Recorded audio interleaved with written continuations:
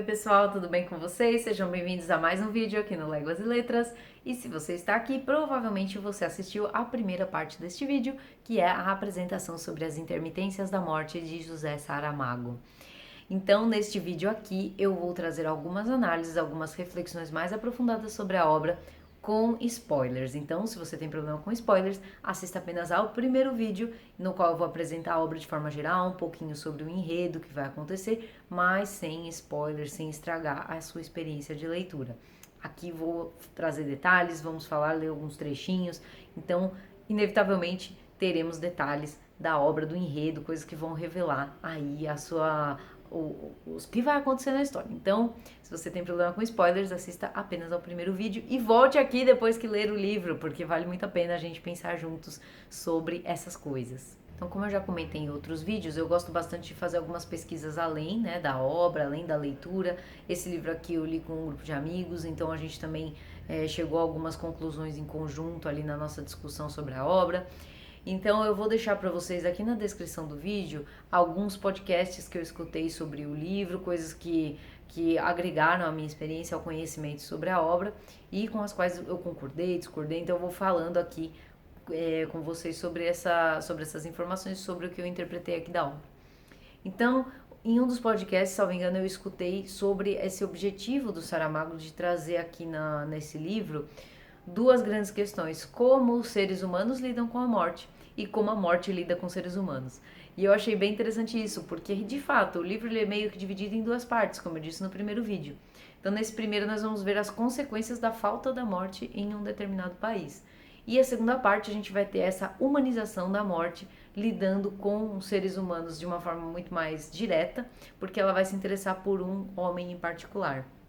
Então eu achei bem legal essa proposta do lidar com a morte, porque é o tema que vem assombrando os seres humanos desde o início da nossa existência. Até porque o próprio Saramago vai colocar aqui no livro que é o nosso diferencial e o nosso grande incômodo em relação à morte é que a gente toma conhecimento dela de uma forma racional. Assim, né? Até onde a gente sabe, os seres humanos lidam com a morte com toda essa dificuldade por conta de vivenciar a experiência da morte através da morte do outro e não da própria, claro. Então tem essa questão dessa nossa dificuldade de lidar com isso e desde sempre o ser humano vem refletindo sobre o assunto. Então essa nossa dificuldade vai aparecer aqui. Na primeira parte da obra, como eu falei lá no vídeo de apresentação, nós vamos ter esses efeitos dessa amortalidade nos mais diversos setores. E eu achei legal porque ele vai mostrar que nós, de certa forma, apesar de toda a dificuldade de lidar com esse fato da vida, muitos setores acabaram vivendo às custas da morte e basicamente dependem da morte para funcionar. Então, como o setor de funerárias, como a própria a dinâmica dos hospitais, embora eles tenham o propósito final de cuidar da vida, né, de manter a vida, de promover a saúde e tudo mais, eles acabam sofrendo com a superlotação porque as pessoas não morrem. Então tem essa questão, muitos leitos ficam super ocupados, asilos, casas de repouso, previdência, a própria instituição política da monarquia também tem essa questão da hereditariedade e pressupõe a morte do antepassado, né, para vir o sucessor. Então, todos esses aspectos práticos eu achei bem legal e é bem engraçado até o início dessa obra. Você dá várias risadas no começo, porque ele é bem irônico, mostrando essas consequências. Já no lado filosófico, ele vai trazer esse ponto bem entrelaçado com a questão da religião, com uma crítica bastante contundente à instituição da Igreja Católica, no sentido de que ela depende do conceito, da ideia da morte, da própria morte, para sobreviver como instituição. Então é curiosa essa análise, eu gostaria de trazer aqui uns trechinhos para vocês desse pedaço. Então aqui, por exemplo, um trechinho que o cardeal está conversando com o primeiro-ministro, ele diz: sem morte, ouça-me bem, senhor primeiro-ministro, sem morte não há ressurreição, e sem ressurreição não há igreja.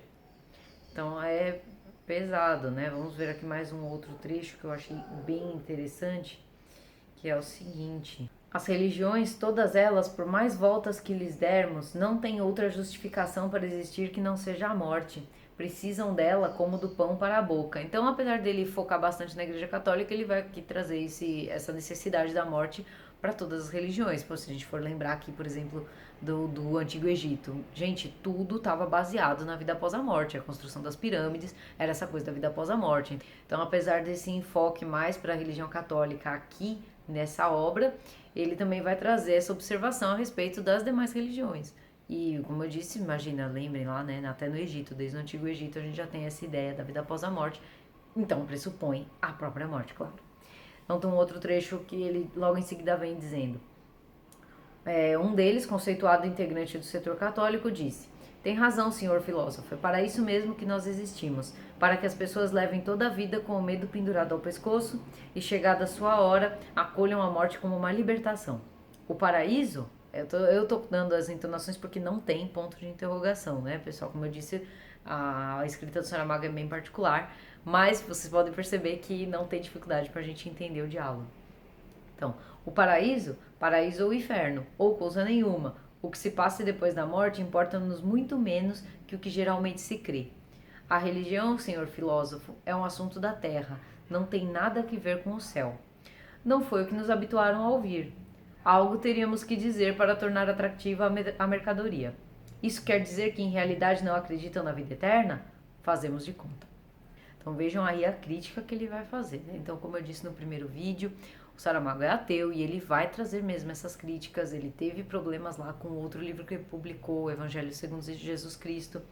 Mas eu acredito que, independentemente da nossa crença pessoal, vale a pena conhecer o pensamento da outra pessoa, mesmo que a gente leia isso aqui e fale, nossa, eu não concordo, pra mim não tem nada a ver com o que ele tá falando, mas não deixar que a experiência de leitura se estrague por conta disso, né? Por conta da opinião do autor aqui do que tá acontecendo na história.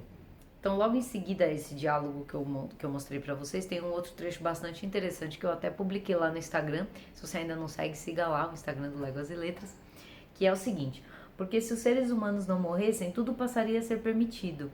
E isso seria mal? Perguntou o filósofo velho. Tanto como não permitir nada. Então esse trecho aqui me lembrou bastante um trecho lá dos Irmãos Karamazov, do Dostoiévski, né, em que o Ivan Karamazov vai questionar: mas se Deus não existe, tudo é permitido? Isso lembra também Nietzsche, lembra lá as discussões do existencialismo e do niilismo.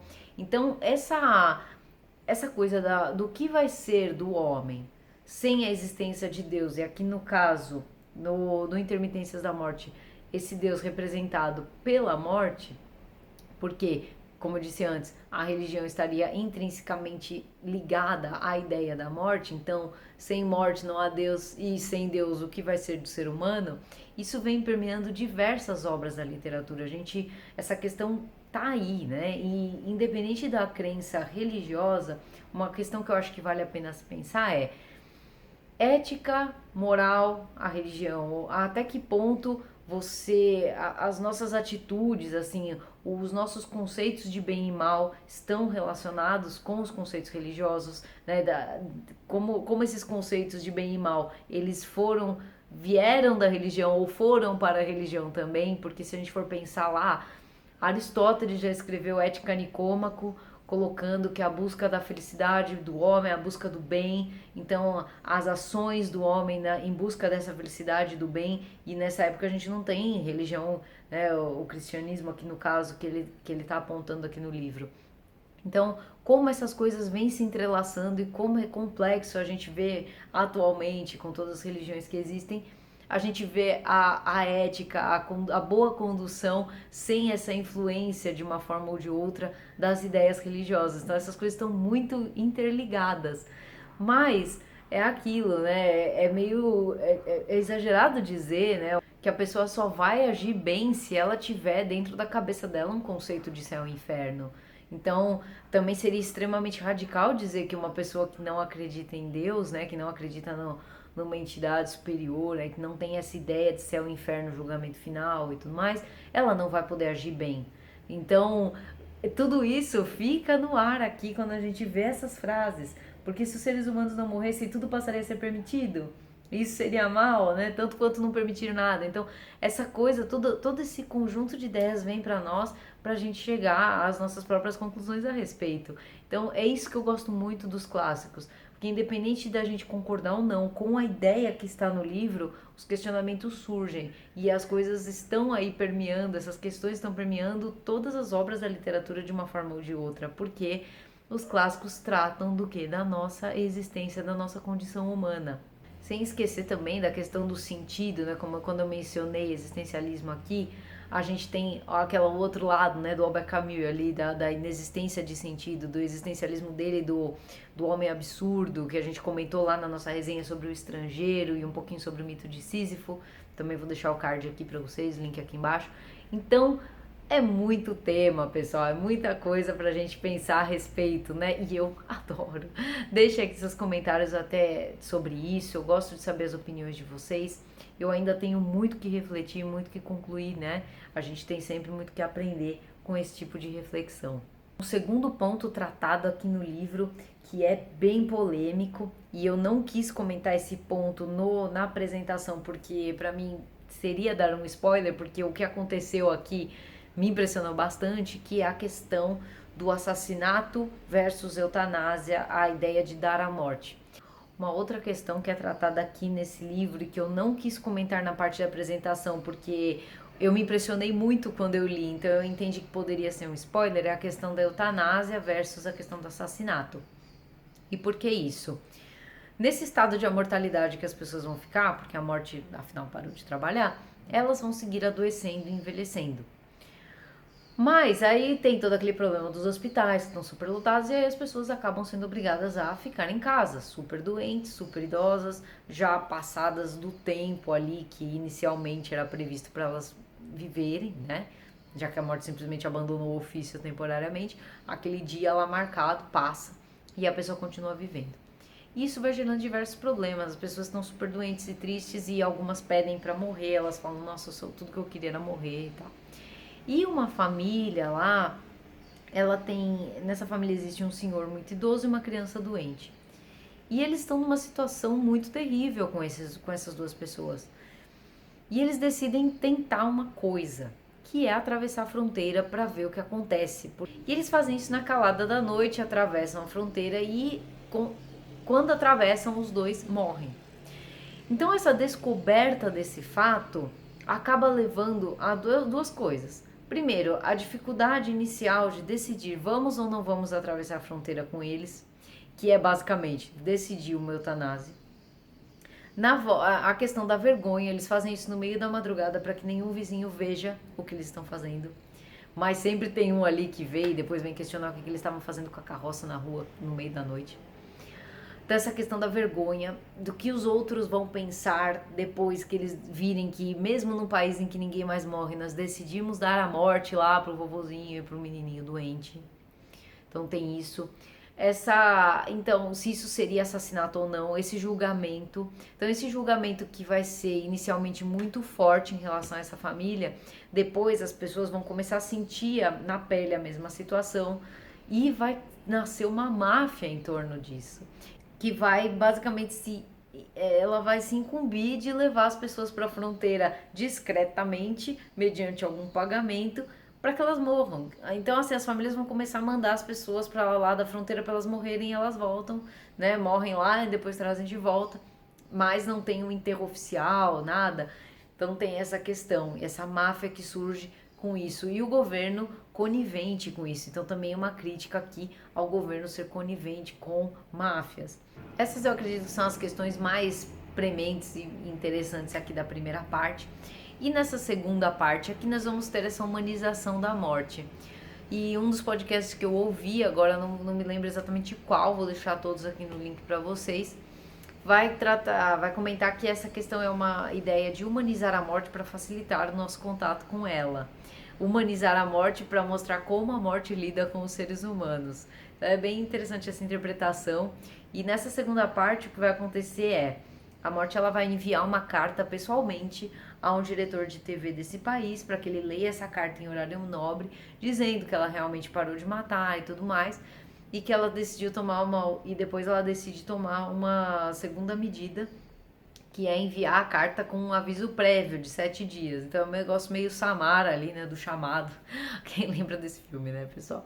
Um negócio meio 7 Days ali, avisando que a pessoa depois de 7 dias ia morrer. E o que acontece é que causa mais confusão ainda. Porque aí as pessoas vão se entregar às drogas, vão se entregar às orgias. Nos últimos 7 dias a coisa vira uma bagunça cada vez que a pessoa recebe a carta.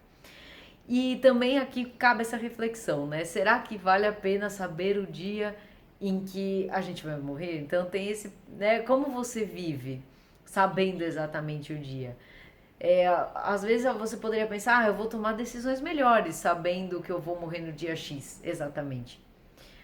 Ou não, porque aí a gente fica nessa coisa, você vai viver o tempo todo pensando nisso, você nunca vai viver livre, é uma coisa muito estranha, né? Você ter essa consciência. Assim, pelo menos eu penso dessa forma. Então deixe seu comentário aqui, o que você acha disso? Se você soubesse exatamente o dia em que você ia morrer, as suas decisões, você acha que seriam melhores, piores? Como você ia viver? Seria muito diferente do que você vive hoje? O que mudaria na sua vida? Deixa aqui os comentários, eu quero saber o que vocês pensam a respeito. Então, na segunda parte, a Morte vai se interessar particularmente por um violoncelista, para qual ela manda a cartinha roxa lá com o aviso prévio, mas a carta não para de voltar, a carta não chega.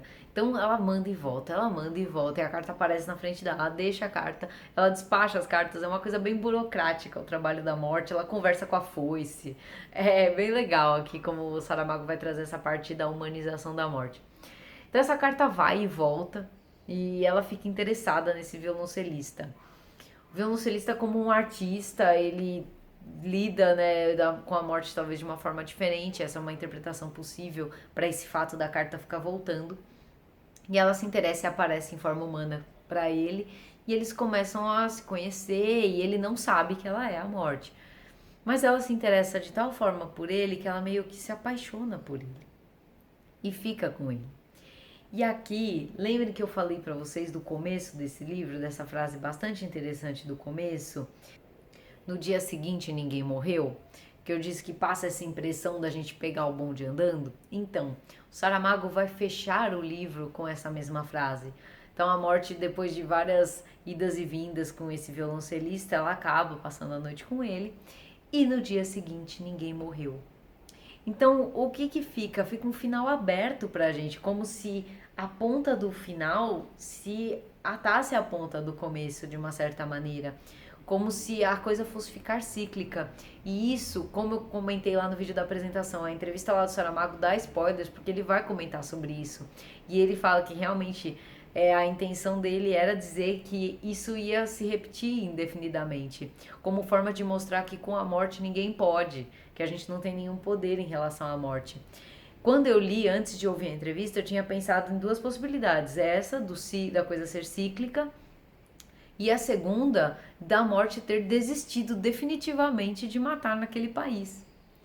Então teria ficado esse final aberto, mas o próprio autor esclareceu que para ele a ideia de colocar a mesma frase no início e no final era para dar essa ideia de ciclo. Então vejam que genial essa ideia, né? Então esse estranhamento inicial, ele não é em vão, ele realmente tem uma justificativa, bem legal, né? Eu gostei bastante dessa interpretação da história. Esse livro também tem ele faz muitas relações com outras obras, né? Então, como eu disse para vocês lá com o Sapiens, essa questão da mortalidade, essa questão do sonho realizado não ser tudo isso, me lembrou bastante uma interpretação do Velho Mar também. Ele faz referências expressas aqui à mitologia grega, muitas vezes às parcas, né? 3 rostos de mulher, cortar o fio, nossa, muitas referências à mitologia. Ilíada ele vai citar.